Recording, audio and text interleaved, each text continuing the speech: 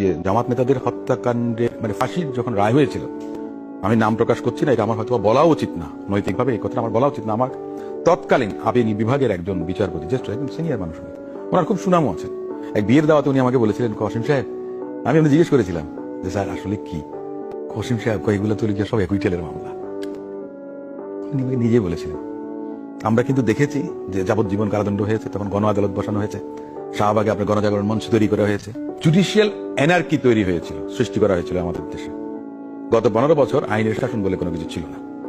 আইনকে নিজের মতো করে তারা নিতে হবে এবং তার চূড়ান্ত লক্ষ্য কোনটা সেটা আপনার কায়েম করার জন্য তারা আপনার বিশৃঙ্খল অনৈতিক একটা অবস্থা তৈরি করেছিল।